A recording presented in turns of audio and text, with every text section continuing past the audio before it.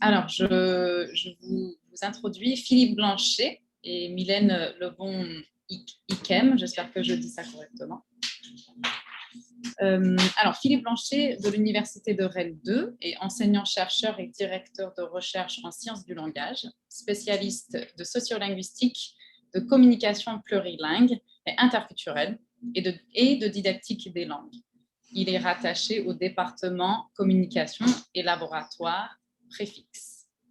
Il est, entre autres, coordinateur français du réseau mixte algéro-français de recherche et de formation doctorale, langue française et expression francophone. Il est également co-directeur des cahiers internationaux de sociolinguistique. Mylène Lebon-Yquem, vous me corrigez si vous... Yquem. Yquem, merci beaucoup. Merci, c'est gentil. Moi aussi, avec Kate and Butcher, c'est galère, du coup, je comprends. Yquem, du coup. Et voilà, Mylène Lebon-Yquem est professeure des universités et vice-doyenne de formation vie et pédagogique au sein de l'UFR Lettres et Sciences humaines à l'Université de La Réunion. Sociolinguiste et autrice de plusieurs ouvrages, ses recherches se concentrent actuellement sur le terrain réunionnais et notamment sur les variations linguistiques. La communication qu'il propose aujourd'hui porte sur les discriminations à prétexte linguistique à partir de questions générales, puis contextualisées, et des résultats d'une enquête récente menée sur plusieurs territoires, dont La Réunion. Alors, Philippe et Mylène, vous aurez 45 minutes de communication, de présentation, suivi de 15 minutes d'échange. Je vous laisse soit partager un écran ou prendre la parole. Oui, merci beaucoup. Alors, c'est moi qui vais commencer. Vous allez voir avec le plan qu'on a prévu, Mylène et moi. Est-ce que vous voyez le diaporama? Oui. Oui, vous le voyez. Bon, très bien. Donc, effectivement, je passe au plan tout de suite. Nous avons prévu de partager la parole en deux temps. Ça n'apparaît pas clairement sur le diaporama, mais vous verrez que c'est strictement égalitaire en termes de nombre de diapositives que nous allons utiliser. Donc, effectivement, avec Mylène, dans un premier temps, on a pensé qu'il était utile de poser le cadre général des questions qui nous occupent et notamment de les définir autour de la question des discriminations linguistiques, de l'utilisation de la notion de glottophobie et de ses enjeux autour de insécurité, stigmatisation, vulnérabilité. Et dans un deuxième temps, de passer à l'enquête à laquelle nous nous sommes livrés dans plusieurs universités francophones, et on y reviendra, que je présenterai de façon générale. Et puis Mylène, qui est bien plus à même que moi d'entrer dans le détail de l'analyse de cette enquête qui a eu lieu à l'Université de La Réunion, prendra la parole. Et donc, je cesserai de partager mon écran pour que Mylène puisse partager le même diaporama, mais en pilotant les diapositives, ce qui est évidemment beaucoup plus confortable. Voilà, donc vous voyez en deux temps autour de ces 12 points. Et donc, pour ne pas perdre de temps, j'en viens tout de suite à entamer cette première partie donc, qui consiste à clarifier de quoi nous parlons. Donc, ce qui nous a intéressé, qui nous intéresse depuis de nombreuses années, dans cette enquête dont nous allons vous présenter le volet réunionnais, c'est la question des discriminations à prétexte linguistique, donc que j'ai appelé glottophobie, comme vous le savez, je vais y revenir. Donc l'idée, c'est d'abord de définir de quoi on parle. Discrimination, qu'est-ce qui définit une discrimination? C'est principalement deux grands types de critères. Un critère juridique qui renvoie à l'illégalité d'un traitement différencié d'une personne sur la base d'un motif irrecevable, et une deuxième série de critères qui renvoient à l'éthique et qui est de l'ordre de l'illégitimité des critères utilisés pour traiter différemment des personnes différentes. Voilà, je ne trouvais plus comment changer de diapositive. Donc, il faut évidemment, dans un premier temps, justifier le fait qu'on puisse considérer que traiter des personnes de façon différente dans certaines situations, en utilisant comme motif de différenciation de traitement un motif linguistique, est illégitime. Et donc, il est éthiquement condamnable, en tout cas refusable. Alors pour ça, on vous propose 7 grands types d'arguments. Le 7e nous renverra aux critères d'illégalité. Le premier, c'est l'idée que les langues et les façons de les parler, puisque sont inclus là-dedans, évidemment, pas seulement des langues supposées distinctes les unes des autres. Vous verrez qu'à La Réunion, mais vous connaissez ces situations-là, c'est encore plus clairement le contraire que partout ailleurs. Mais en tout cas, ce n'est pas seulement une question de langue, c'est aussi une question de variation et de façon de parler, éventuellement ce qu'on considère comme une même langue, par exemple le français. Donc ces langues et ces façons de les parler, l'ensemble de ces ressources linguistiques sont des attributs des personnes et donc elles font partie des caractéristiques qui définissent les individus de la même façon que toute une série d'autres caractéristiques et qu'elles ne sont pas dissociables des individus. Avec l'idée que bien sûr, c'est pas inné, c'est pas quelque chose dont on hérite génétiquement, mais c'est quelque chose dont on hérite culturellement et sur le plan éducatif. Et donc, on peut considérer, j'aime bien l'expression de Bourdieu, qu'on a là des habitus qui sont bien sûr sociaux, mais qui sont incorporés et qui constituent la personne. Du coup, si on utilise un motif linguistique pour traiter différemment une personne, ça revient à traiter différemment la personne parce que cette personne est cette personne, parce qu'elle a cette individualité-là. Deuxième argument, on peut l'étendre au groupe avec l'idée que les caractéristiques linguistiques sont aussi des attributs des groupes et que donc refuser à des gens qui partagent collectivement des attributs linguistiques le droit, on y reviendra, il y a une question de droit bien sûr, de les utiliser pour être traités comme les autres est une façon injuste et inacceptable, éthiquement inacceptable de traiter les personnes. Troisième argument, c'est l'idée que de toute façon, la pluralité linguistique en général, qui inclut le plurilinguisme, c'est une caractéristique universelle, c'est une caractéristique banale. J'ai même proposé de risquer le mot normal de fonctionnement des humains et de leur société, et que donc on ne peut pas reprocher aux gens de fonctionner dans de la pluralité, que ce soit individuellement ou collectivement, puisque d'une certaine façon, ça serait empêcher le fonctionnement ordinaire, voilà un autre mot que je vous propose, des ressources linguistiques dans les sociétés et chez les êtres humains. Quatrième argument, l'idée que ces ressources linguistiques sont aussi des ressources culturelles, alors à la fois parce que les formes linguistiques relèvent anthropologiquement du culturel, bien sûr, mais aussi parce qu'en utilisant des ressources linguistiques, on peut produire des œuvres de l'esprit, pour dire les choses autrement. Par exemple, évidemment, classiquement, bien sûr, des chants, des contes, des comptines, de la littérature orale ou écrite, etc.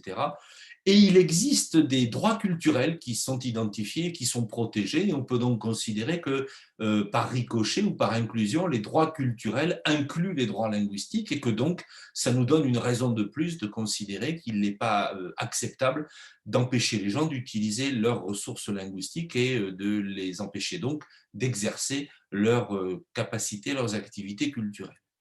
Cinquième argument plus général, l'argument de liberté d'expression qui, vous le savez, est protégé par l'ensemble des grands textes concernant les libertés fondamentales et les droits fondamentaux, avec l'idée que si nous bénéficions d'une liberté d'expression, cette liberté doit être étendue aux moyens que nous utilisons pour cette expression, puisque sinon, ça veut dire qu'on réduit la liberté d'expression et que, par exemple, n'auraient le droit de s'exprimer librement que ceux qui le font dans une certaine langue ou d'une certaine façon, ce qui empêcherait les autres d'exercer cette liberté. Je n'ai pas le temps d'y revenir, mais il y a déjà eu par exemple en France, puisque c'est la société dans laquelle nous nous trouvons, des décisions, y compris du Conseil constitutionnel, utilisant le principe de liberté d'expression pour protéger le choix de ressources linguistiques diversifiées. Ce cinquième argument nous renvoie au sixième, qui est celui du principe fondamental de démocratie, c'est-à-dire le principe de participation au débat public pour une prise de décision générale. Et évidemment, pour pouvoir participer au débat public et donc exercer sa citoyenneté démocratique, il faut pouvoir le faire, quelles que soient les ressources linguistiques avec lesquelles on peut y participer. Et on peut donc considérer qu'il est là aussi éthiquement, d'un point de vue d'une certaine philosophie politique, hein, d'une conception de la démocratie, qu'il est éthiquement inacceptable d'empêcher des personnes d'exercer leur citoyenneté et leur droit à la participation démocratique sur la base de prétextes linguistiques. Et puis le septième nous renvoie à la suite, c'est-à-dire à l'existence de droits linguistiques, ces droits linguistiques étant déterminés et garantis aussi sur le plan juridique, ce qui fait le lien entre les deux grands types de critères de définition de ces fameuses discriminations à prétexte linguistique. Alors, je vais balayer rapidement, je l'ai d'ailleurs souvent fait, certaines d'entre vous les connaissent déjà, hein, quelques textes qui montrent bien que la langue apparaît à égalité avec d'autres types de caractéristiques réelles ou supposées des personnes et des groupes, comme vous le voyez ici dans le pacte relatif aux droits civils de l'ONU, à égalité avec, par exemple, la couleur de la peau, le sexe, la religion, les opinions ou les origines, et que donc ces textes garantissent qu'on ne peut pas traiter les gens différemment en utilisant un motif de langue, chose qui finalement est relativement peu connue, en tout cas peu mise en discours. Vous retrouvez la même chose dans la Charte européenne des droits fondamentaux qui, en plus, tout comme le texte précédent, hein, s'impose à une valeur juridique, s'impose dans le droit positif, y compris en France, par exemple, comme à tous les États membres de l'Union européenne. Vous voyez que j'ai surligné en couleur hein, la mention de la langue dans ce texte qui interdit de discriminer les gens à ce prétexte-là. On retrouve la même chose dans la Convention relative aux droits de l'enfant et nous voilà revenus sur le terrain éducatif et notamment sur le terrain scolaire avec cet article 2 hein, qui interdit là aussi de traiter les enfants différemment et qui impose qu'on les traite de la même façon indépendamment de toute considération de langue. Enfin, dans le droit français proprement dit, l'article 225 du Code pénal, qui est l'article qui interdit et qui punit les discriminations et qui donne cette définition que je vous ai citée tout à l'heure de la discrimination sur le plan juridique, hein, la distinction dans le traitement des personnes physiques ou morales sur le fondement d'eux, et s'ensuit une série de, aujourd'hui, 25 critères qu'on n'a pas le droit d'utiliser pour traiter les gens différemment. Vous voyez que dans ces critères, en gras et en bordeaux, apparaît un critère linguistique, hein, le fait de s'exprimer dans une langue autre que le français. Et j'ai ajouté entre crochets carrés et un peu plus clair le prochain critère qui va être intégré, puisque vous savez probablement qu'il a déjà fait l'objet d'un vote assez massivement positif par l'Assemblée nationale et qu'il n'attend plus que d'être confirmé par le Sénat pour entrer dans la loi et donc modifier cet article du Code pénal qui est le critère de l'accent quand on s'exprime dans une langue. En l'occurrence, évidemment, il s'agit principalement de l'accent qu'on peut avoir quand on parle français. Hop, pardonnez-moi, ça part dans l'autre sens et je ne sais pas pourquoi. Alors, j'en viens à l'idée de traiter ces questions de discrimination à prétexte linguistique avec ce terme que j'ai proposé, le terme de glottophobie, en expliquant pourquoi, parce que ça me paraît important, ça a des conséquences lourdes. L'idée, c'est que parler de discrimination linguistique est ambigu, d'ailleurs on l'a testé par enquête, puisque ça laisse à penser que c'est les langues qui sont discriminées, ce qui est évidemment pas possible puisque les langues ne sont pas des sujets de droit, mais vous savez qu'on a tendance à réifier les langues dans beaucoup de sociétés, dans beaucoup de cultures. Or, bien sûr, ce n'est pas les langues qui sont discriminées, c'est toujours des personnes, individuellement ou collectivement, et que les langues ou les façons de les parler sont dans ces cas-là, comme dans tous les autres, hein, des prétextes. Quand on discrimine une personne au prétexte de son origine, ce n'est pas l'origine, c'est la personne qui subit la discrimination, l'origine étant à nouveau une abstraction. Et donc, ces personnes, alors, dans le cas d'une discrimination, se voient refuser l'accès à une ressource, l'accès à un bien, l'accès à un droit, avec ce prétexte. Et donc, c'est bien la personne qui subit les conséquences de cette discrimination, de ce traitement différencié. Et du coup, l'intérêt de ce terme glottophobie, qui finalement a bien marché médiatiquement et publiquement, c'est de l'inscrire dans le paradigme que vous connaissez, xénophobie, homophobie, islamophobie, judéophobie, etc. C'est-à-dire dans le paradigme des discriminations déjà connues, établies, auxquelles les gens sont souvent sensibles, et donc de déplacer la question du champ strictement linguistique, qui, comme vous le savez, n'intéresse pas beaucoup les sociolinguistes, dont je suis, au champ social et au champ, en l'occurrence, clairement sociopolitique, puisqu'il s'agit d'une question qui relève de ce champ-là. Les discriminations à prétexte linguistique glottophobes fonctionnent comme les autres, c'est-à-dire qu'elles passent par une phase de stigmatisation. En gros, il s'agit d'utiliser une caractéristique réelle ou supposée d'une personne ou d'un groupe, de l'ériger en caractéristique majeure d'identification de cette personne ou de ces groupes, de lui accoler une connotation négative, méprisante, et de s'en servir pour mettre en place un processus de rejet, d'exclusion. Alors ça passe donc par cette stigmatisation, le regard négatif sur cette caractéristique réelle ou supposée, et sur la base de cette stigmatisation, on peut aboutir à une exclusion des personnes. Et donc ça passe dans le champ sociolinguistique par la mise en place d'une insécurité linguistique, c'est-à-dire, et nous avons repris la définition classique maintenant qui me paraît très pertinente de Michel Francard, le fait qu'on crée chez les personnes la conscience qu'il y a une distance entre ce qu'elles parlent et ce qui est reconnu comme légitime, notamment par l'institution scolaire, et qui est posé comme légitime parce que c'est ce que parle la classe dominante ou un groupe dominant dans la société où vivent les personnes. Les normes étant là aussi le résultat d'un processus d'exercice d'une domination politique et évidemment pas d'une valeur intrinsèque d'une langue ou d'une variété de langues sur les autres. Et cette insécurité linguistique place les gens en situation, ou les groupes en situation de vulnérabilité, d'une incertitude. Est-ce que, comment je parle, je vais être accepté ou est-ce que je vais être rejeté? Ce qui va avoir toutes sortes de conséquences en termes de perte d'estime de soi, en termes de haine de soi et de transformation avec ce qu'on connaît bien, l'arrêt de la transmission des langues, la transformation de la pratique linguistique individuelle ou collective, etc. Et je trouve très intéressant ce schéma de Castel, le sociologue, Robert Castel, dans un texte qui pour moi est lumineux de 2013 pour comprendre ce que c'est que l'exclusion, où il explique que l'exclusion est quelque chose dans quoi on va rejeter les gens après les avoir placés en situation de vulnérabilité, que donc pour prendre un autre mot, la précarité de la situation, y compris la précarité de la situation socio-linguistique, est un élément moteur du processus qui fait qu'on va passer de l'inclusion à l'exclusion. Donc, on va passer par l'insécurité linguistique, la stigmatisation pour produire de la discrimination. Dans la société française, c'est un phénomène qui, vous le savez, est hélas extrêmement répandu, il est même systémique, puisque l'idée qu'il y a une seule langue qui serait comment on pourrait dire, le pendant, le calque de l'identité nationale, le pilier de l'identité nationale est une idée extrêmement répandue qu'on retrouve dans toutes sortes de discours politiques, médiatiques et aussi éducatifs.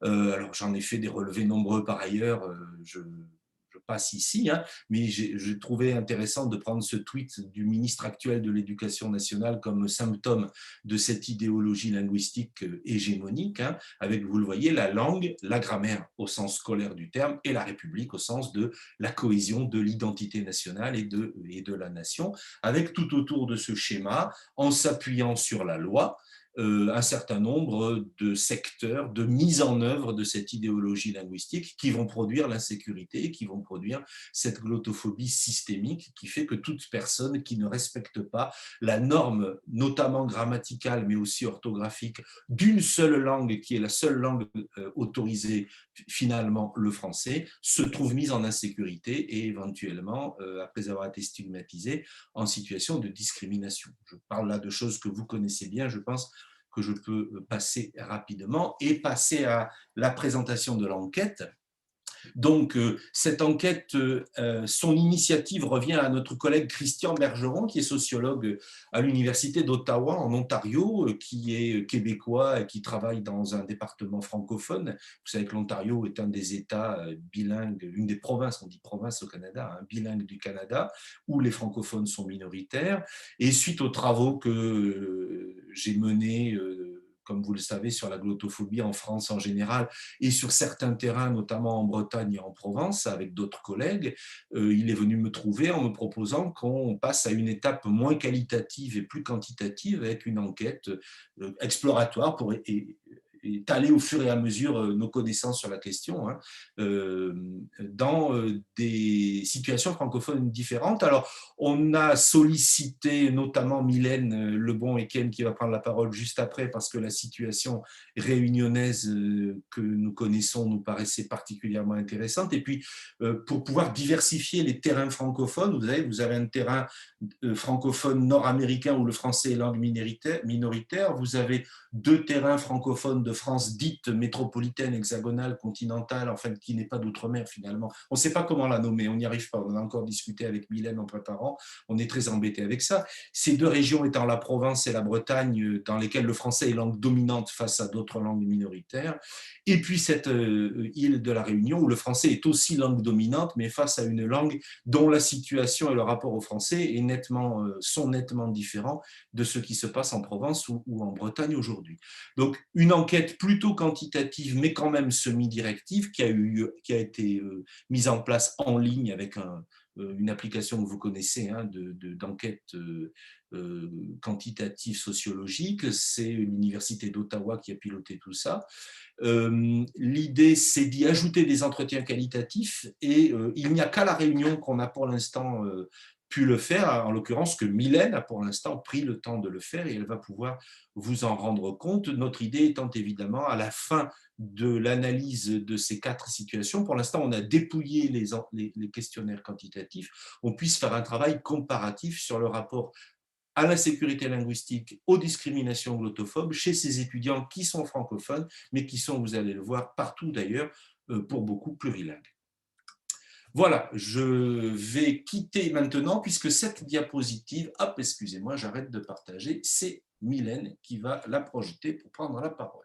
J'espère que j'ai été correct avec le temps, c'est dur de suivre, puisque quand je projette, je ne vois plus l'heure sur mon ordinateur. Et voilà, c'est reparti. Tout ça, quand même, entre la Réunion, la Bretagne et la Guadeloupe, c'est pas mal. Merci Philippe. Donc, je vais prendre la suite. Je suis désolée, mais ma caméra fonctionne très moyennement et quand je la mets, en fait, je n'arrive pas en fait à avoir une bande passante suffisamment correcte. Bon, ben, je vais essayer de temps en temps de la remettre. J'espère que vous voyez bien les diapositives. On voit bien, oui. Oui, oui, il faut que tu les mettes en mode présentation, Mylène, s'il te plaît. Il faut que je les mette en mode parce que c'est pas assez gros là, tu veux dire? Oui, tu sais, comme si tu projetais sur ton écran complet ou tu vois, parce que je sais qu'il va y avoir pas mal de choses écrites un peu petites et plus... Oui, là ça va? Ben, tu n'es pas en mode présentation. Okay. Tu sais, en bas à droite de ton écran PPT, là, tu peux cliquer juste à côté de ce qui règle la taille. Tu peux cliquer sur un petit symbole qui montre un écran. Alors, je vais déjà là, je n'arrive plus à retrouver mon écran. Alors, on va y arriver. Tu ne partages plus là, ça arrête. Ouais. Mais d'abord, avant de le partager, je vais le mettre en mode diaporama peut-être. Il va forcément revenir en mode brouillon. D'accord. Ok, donc il faut que je le fasse pendant que je partage. Ouais. Voilà. Maintenant, il faut que tu le mettes en mode diaporama, si tu peux. Alors, ben, écoute, là, j'ai plus la main. Bon, ben, je crois que vous allez… Bon, tant pis. Tant pis. Parce que là, tu étais en mode présentateur. Ouais, j'étais en mode présentateur, mais là, du coup, je n'ai plus du tout la main sur le… Ça fait complètement bugger mon écran. Non, excusez-nous, hein, on prend un peu de temps, mais c'est parce qu'il va y avoir des tableaux et des chiffres. Oui, Si vous ne vous voyez vous pas. inquiétez pas. Mais ça, si on peut juste zoomer un petit peu, ça peut peut-être marcher. Est-ce que là, si je grossis comme ça, c'est suffisamment gros pour vous? Un peu Oui? plus, si tu peux. Il y a encore de la marge, il me semble, sur l'écran. Encore un petit peu plus, ça va? Allez, C'est bon? les bons. Ouais. C'est bon. Allez. Donc, moi, je vais commencer par une présentation assez rapide du contexte réunionnais, donc d'abord de la situation anthropologique de la Réunion. On qualifie la Réunion de société pluriculturelle, pluriethnique et multireligieuse, et on dit aussi qu'elle a été façonnée par différentes migrations. Donc, la Réunion a été colonisée en 1665. Elle a été peuplée d'agriculteurs et de marins français. Puis, elle a reçu une main-d'œuvre servile originaire de Madagascar, d'Afrique de l'Est et du sous-continent indien. Et en fait, après l'abolition de l'esclavage en 1848 et la fin de l'engagisme en 1880, on voit à La Réunion une arrivée assez importante de personnes qui sont originaires d'Inde, de Chine. Puis, on voit aussi une migration provenant de Mayotte et des Comores, donc des îles de l'océan Indien proche. Au niveau de la langue créole, en fait, on considère que la langue créole est l'emblème un peu de cette cohésion sociale. Alors pourquoi? Parce que justement, chaque groupe un peu différent, chaque groupe un peu diversifié a constitué en fait une forme d'acculturation. Et donc la langue créole qui a été mise en place dès les premiers jours est aujourd'hui parlée par toutes les composantes ethniques de cette société réunionnaise. Et donc, cette langue créole est considérée comme un ciment de la communauté globale, justement.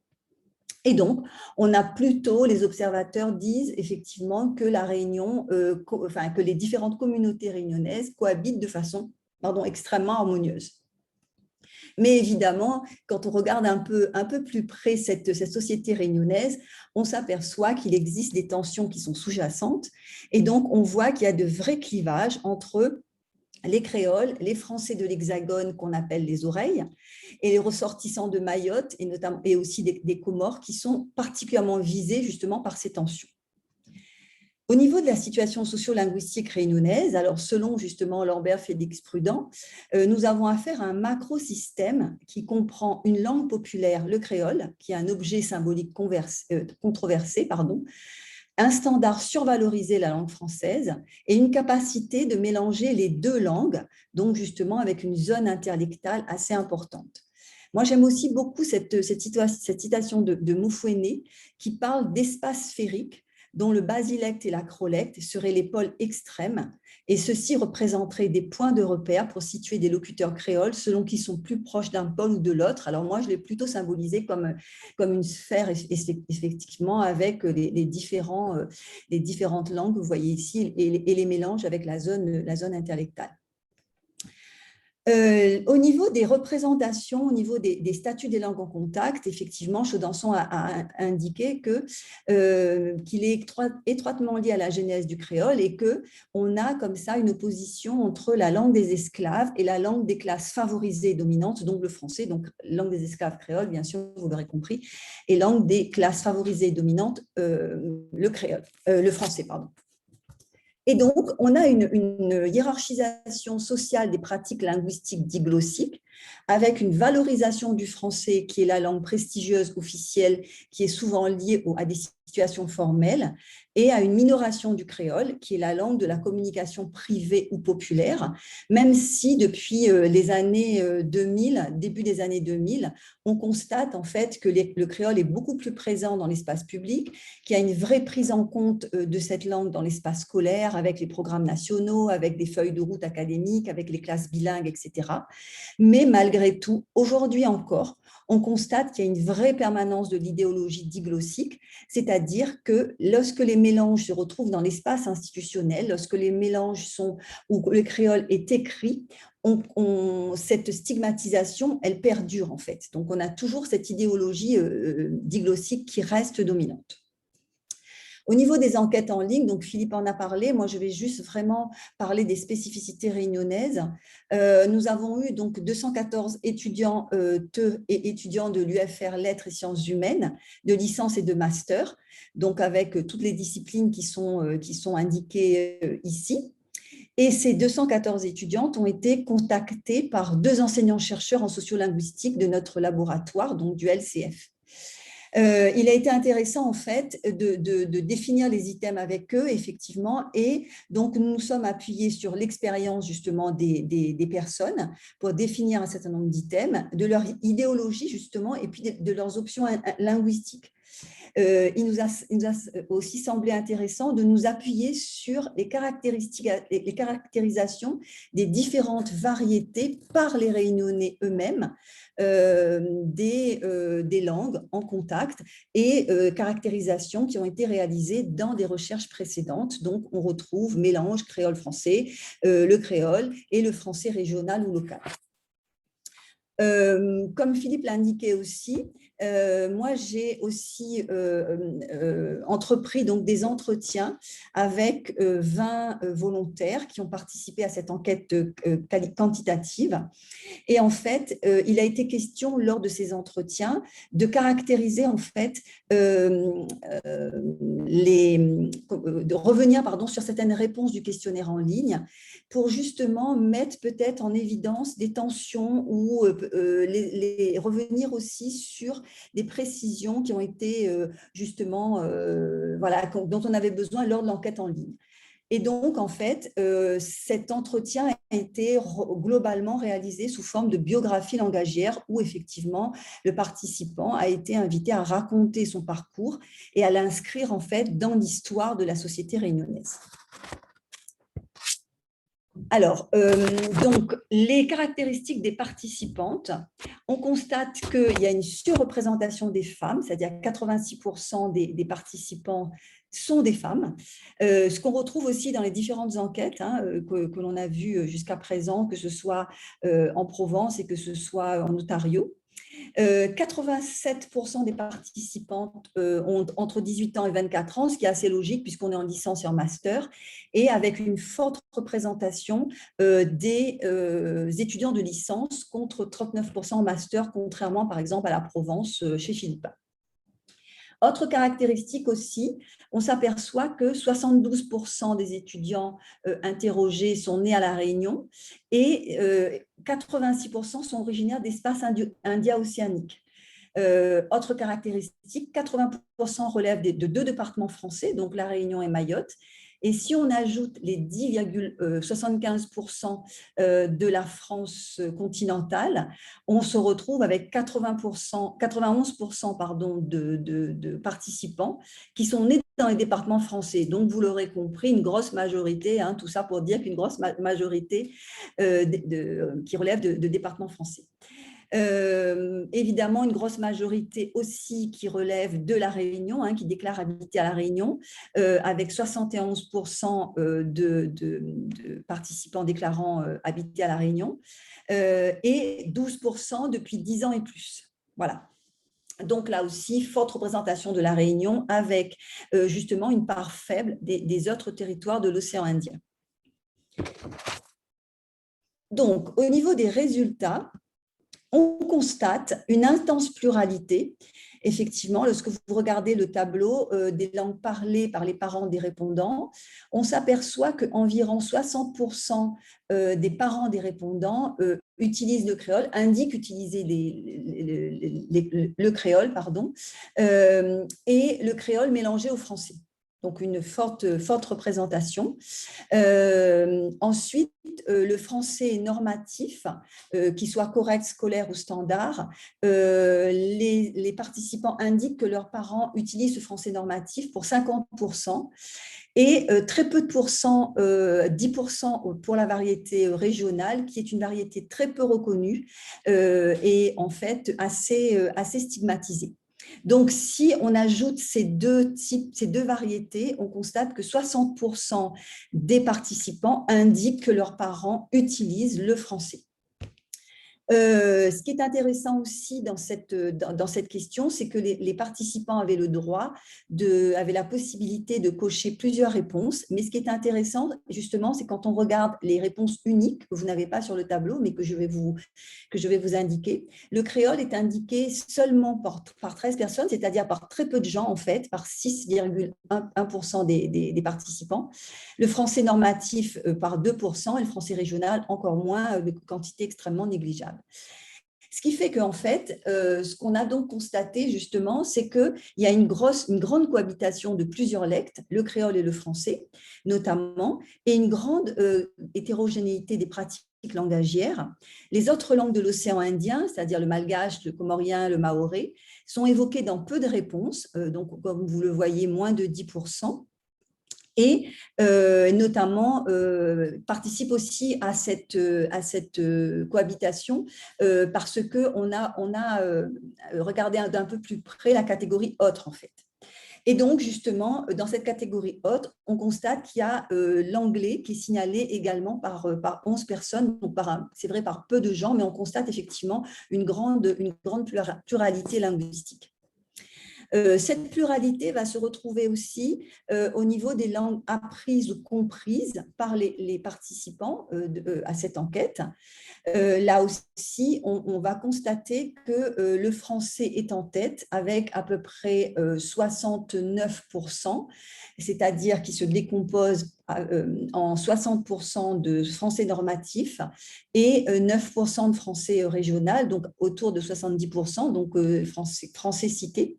Le créole par environ 55% des personnes et le mélange à peu près 50%. Le mélange qui est un peu moins cité, qui sont un peu moins cités que dans les pratiques déclarées par les parents, à peu près à 13% de moins, parce que justement, alors ça a été une précision qui a été demandée lors de l'enquête qualitative. Nathalie nous dit, en réalité, il est difficile d'apprendre des mélanges. On apprend une langue comme le français ou le créole, et après, on réalise des mélanges quand on parle. Et en fait, on s'aperçoit que c'est une opinion qui est très répandue dans la société réunionnaise, c'est-à-dire qu'on a encore une représentation très idéalisée des langues, comme des systèmes autonomes ou réifiés. Philippe en parlait tout à l'heure. Et en fait, les mélanges ne sont déplacés que dans le discours et dans l'interaction. Pour revenir à la forte pluralité linguistique, on constate que pour le nombre de langues comprises, 54%, là vous n'avez pas dans ce tableau, mais c'est une question complémentaire, 54% des participants indiquent en fait qu'ils utilisent 3 langues, 23% 2 langues et 21% 4 langues. Seulement 2% des participants indiquent qu'ils utilisent une seule langue. Donc voilà, c'est pour accréditer l'idée de la grande pluralité linguistique. Autre caractéristique des résultats, alors, pardon, parce que du coup, j'ai dû sauter un élément. Alors, oui. Pardon, oui. Autre caractéristique des résultats, effectivement, on constate effectivement que là aussi, parmi les langues parlées par les participants, on constate que les langues parlées par les participants, le français arrive aussi en tête, d'accord. Ensuite, le mélange créole-français, et ensuite le créole. Donc, le créole demeure fortement présent, en fait, mais dans des pratiques langagières qui relèvent plus de configuration fusionnelle avec le français, donc des pratiques interlectales, mais le créole est toujours très, très présent. Donc là aussi, la pluralité linguistique est très forte et elle est confirmée par les réponses à la question « Combien de langues parlez-vous de façon rudimentaire ?»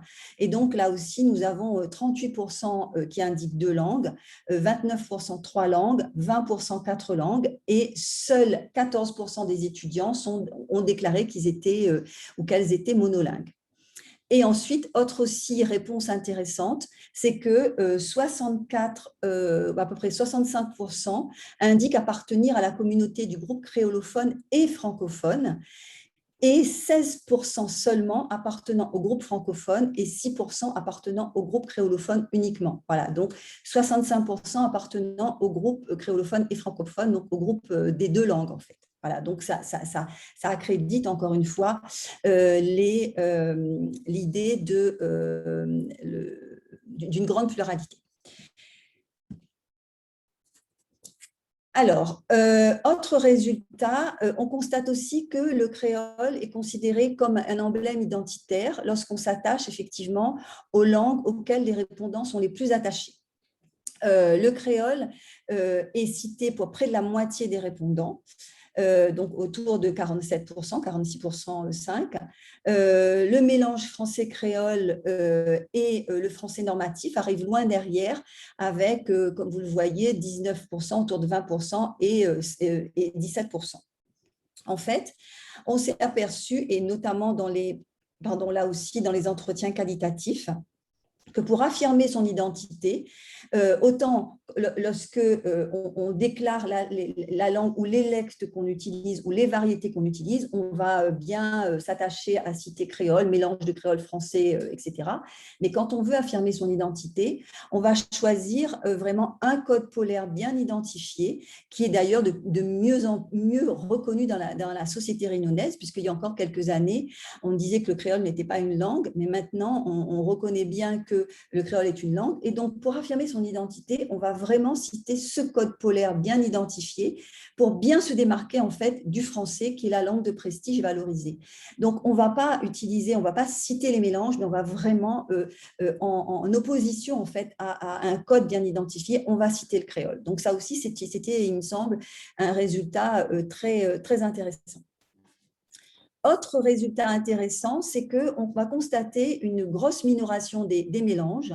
Quand on regarde le premier tableau et donc la capacité à parler en français et pas seulement en français normatif, hein, on a bien indiqué dans la question qu'il s'agissait voilà, du français régional, etc., de toutes les variétés du français. On s'aperçoit en fait que près de 90% des participants évaluent positivement leur capacité d'expression en français, avec plus de la moitié qui considèrent qu'ils ont un bon niveau en français, donc 50,47%, et 38%, 39% qui vont considérer qu'ils ont un très bon niveau en français. Au niveau justement de la capacité à écrire en français, on va considérer également que les capacités en français sont très bonnes, bonnes ou très bonnes pour 78%, avec bonne 47% et très bonne 30%, 31%. Donc, on voit bien que le français est la variété la plus souvent citée, avec laquelle on se sent la plus à l'aise, pour 48%, et elle est perçue très positivement lorsqu'elle est comparée aussi au français d'autres régions. Donc, ce n'est pas seulement le français à La Réunion, mais le français à La Réunion est estimé aussi bon que le français des autres régions de la France hexagonale. Les mélanges français-créole, qui sont pourtant presque autant mobilisés que le français, hein, rappelez-vous de ce qu'on avait dit tout à l'heure, hein, c'est-à-dire les mélanges sont mobilisés pour pratiquement 55% des personnes. C'est la variété dans laquelle on va se sentir la plus à l'aise, mais c'est la variété dans laquelle on va se sentir peu à l'aise, justement. Et donc, quand on interroge justement cette espèce de tension et de contradiction, les participants de l'enquête qualitative indiquent que, en raison de leur statut d'étudiante, ils ne se sentent pas légitimés à utiliser ces mélanges-là à l'université. Et comme l'enquête a été passée à l'université, on émet l'hypothèse très forte d'influence très forte également de l'idéologie diglossique, avec une conformité aux attendus de l'enseignement supérieur qui valorise exclusivement le français standard. Une autre caractéristique de ces enquêtes, elles mettent en évidence des discriminations qui sont mal identifiées. C'est-à-dire que lorsqu'on s'intéresse justement aux questions concernant la grande importance accordée par les parents à la langue française, on s'aperçoit que pour 88% des parents, les parents accordent de l'importance à la langue française, ce qui confirme également des résultats des enquêtes précédentes. Et on constate que de façon, cette importance, elle est de façon, enfin pardon, cette attention, elle est très conséquente pour 53% des parents et un peu plus modérée pour 34%. Mais il y a quand même une importance déclarée. Là aussi, autre réponse importante dans le tableau qui est à côté, c'est l'insistance des parents à parler un bon français. Et là, les parents, il est indiqué effectivement oui pour 55%. Et plus ou moins pour 23% et non seulement pour 20%. Donc, il y a une grande insistance là aussi des parents à parler un bon français. Ensuite, autre réponse importante, c'est est-ce que la langue française va constituer un sujet de dispute avec les parents, l'entourage familial ou amical? La réponse est majoritairement non. Donc, on va considérer que la politique, on pourrait conclure, en tout cas à partir de ces chiffres, que la politique familiale favorise explicitement le français et, on va dire, sans trop de tension. Mais en fait, c'est pour ça que je parlais tout à l'heure de discrimination glottophobe un peu mal identifiée, parce qu'en fait, quand on l'a aussi dans les enquêtes qualitatives, lorsque on met l'accent justement sur ces questions-là, on s'aperçoit que en tout cas les étudiants qui sont interrogés nous indiquent que quand les intentions des parents sont bonnes, même s'il y a des tensions, en fait, elles ne sont pas du tout mal vécues. Et en fait, on s'aperçoit qu'à l'école aussi, que les critiques ne sont pas toujours perçues parce qu'en fait, on considère que les critiques doivent être agressives ou violentes. Et effectivement, en plus, quand elles sont réalisées par une figure d'autorité, donc par un enseignant qui est une figure d'autorité dans le cadre d'un apprentissage, qui a de toute façon, en tout cas c'est vécu comme ça, des intentions bienveillantes, et donc qui a pour objectif la langue de prestige, ce n'est pas du tout vécu, en tout cas c'est beaucoup moins vécu comme des tensions. Et donc, par exemple, je vous lirai juste le témoignage de Fabrice. Fabrice nous dit, à l'adolescence surtout, j'étais un peu rebelle. Mes parents voulaient absolument que j'utilise le français parce que pour eux, sans le français, je ne pouvais pas aller de l'avant. Mon père disait, ben, tu es bien avec ton créole. Tu iras où? Va parler en France avec ton créole. Tu seras bien. Ça ne mène nulle part. Mais moi, je savais que c'était vrai. Et puis, je savais que c'était pour mon bien, en quelque sorte. Les parents, ils pensent au bien de leurs enfants, c'est sûr, parce que les parents font comme cela avec leurs enfants. Mais moi, j'avais des fois besoin de parler créole, en mode rebelle, je vous dis. Ben là, des fois, ça criait chez moi, ça criait fort. Et après, je parlais plus créole. En tout cas, pas quand ils m'entendaient. En mode rebelle, avec les gars seulement. Voilà ce que Fabrice nous dit. Alors, c'est un petit peu la même chose, effectivement, de la part de Sabine. Donc, voilà, c'est ce que je disais tout à l'heure, c'est-à-dire, effectivement, quand les intentions sont bonnes, ces tensions ne sont pas vraiment perçues. Les enfants se rendent bien compte, en fait, qu'il faut, comment dire, qu'il faut… excusez-moi, mon téléphone sonnait en même temps, je suis désolée. Les enfants se rendent bien compte qu'il y a bien des tensions. Excusez-moi.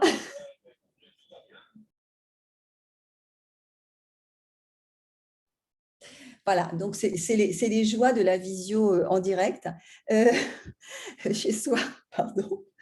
Donc voilà, pour revenir, du coup, j'ai perdu le fil de ma pensée. Donc voilà, quand les intentions sont bonnes, je vais reprendre le fil de ma pensée, quand les intentions sont bonnes, en tout cas, les tensions ne sont pas vécues comme violentes, en tout cas, elles ne sont pas mal vécues, même si on se rend bien compte qu'il y a bien des intentions. Voilà. Autre résultat, je parlais aussi de discrimination glottophobe mal identifiée parce qu'en fait, seuls 58% des répondants arrivent à identifier justement ces discriminations glottophobes, ces discriminations langagières, et donc contre 42% qui les ignorent. Donc un peu plus de la moitié qui les connaissent contre un petit peu moins de la moitié qui ne les connaissent pas. Pour une grande majorité de ces personnes qui les connaissent, c'est un vrai problème contre lequel il faut lutter, mais il y a quand même pour une partie de ces personnes qui considèrent que les discriminations sont surmédiatisées et une toute petite partie, mais quand même qu'elles ne constituent pas un réel problème. Pour 70% de ces personnes interrogées et qui connaissent justement ces discriminations, 70% vont considérer qu'elles sont moralement inacceptables et 30% qu'elles sont interdites par la loi. Donc, en fait, comment dire, les interdictions que citait Philippe tout à l'heure ne sont assez mal connues en réalité. Autre caractéristique des discriminations glottophobes, c'est que les victimes sont assez démunies, en fait, quand elles ont connu ces discriminations. 17% de ces victimes ont gardé le silence ou n'ont pas réagi. Donc, 22% ont mis en place des stratégies d'évitement, c'est-à-dire avec de l'autocensure, ou bien une petite partie va éviter de parler avec les locuteurs de la langue concernée par les critiques. Il n'y a que 7%, donc très très peu de personnes, qui vont échanger avec les personnes qui sont responsables de ces discriminations, et 7% de ces personnes qui vont affirmer leurs droits linguistiques. Donc en réalité, nous n'avons que 14% des personnes interrogées qui en fait vont vraiment prendre les choses en main et vont réagir de façon un petit peu forte. Autre résultat aussi, non, je vais rester là-dessus. On va considérer que les discriminations sont assez hiérarchisées, que en fait, lorsqu'on demande aux étudiants de citer les discriminations les plus courantes, alors les premières discriminations qui arrivent sont les discriminations qui ont trait à l'orientation sexuelle, donc en forte majorité, 69%. Ensuite viennent les discriminations qui ont trait au sexe ou au genre, pour 53%.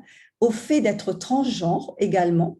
La race et la couleur de peau va arriver aussi pour 35%.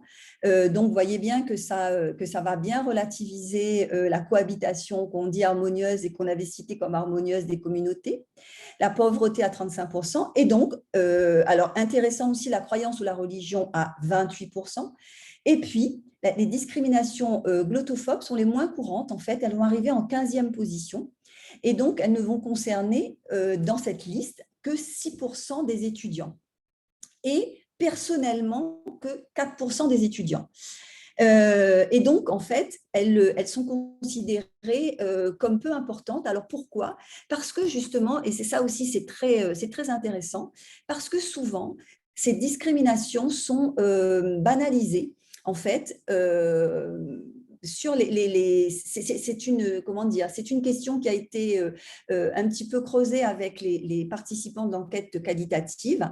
Et sur 18 participants de l'enquête qualitative, on s'aperçoit que 20 ont subi des discriminations linguistiques depuis leur plus jeune âge, mais que ces 20 étudiants, que ces 18 étudiants, les ont intégrés dans leur quotidien. Alors, rapidement, je sais qu'on n'a pas beaucoup de temps, mais je trouve que les témoignages sont aussi très, très, très intéressants. Il ne me reste pas beaucoup de diapos, donc je vais faire assez vite. Donc, Paul nous indique que, par exemple, dire parle français, parle avec une vraie langue que tout le monde comprendra, ou ton accent français montre bien que tu es créole. Et là, on voit bien qu'on ne parle pas complètement le français de France. Pour moi, ce ne sont pas des discriminations. Parfois, c'est vrai, cela fait un peu honte, c'est vrai. Là, je me rends compte que cela nous différencie des autres et nous fait comprendre qu'on ne parle pas comme certains, vous savez, comme certains métropolitains qui arrivent, mais après, en France aussi, dans toutes les régions, on ne parle pas pareil. Mais c'est vrai, je réfléchis en même temps que je parle, mort de rire, c'est vrai que cela peut être blessant, même quand, oui, c'est vrai. Mais quand je pense à certaines autres discriminations, quand on pense par exemple des critiques envers le sexe de la personne ou enfin ceux qui ont subi par exemple de façon très violente ce genre de discrimination concernant le sexe de la personne, etc.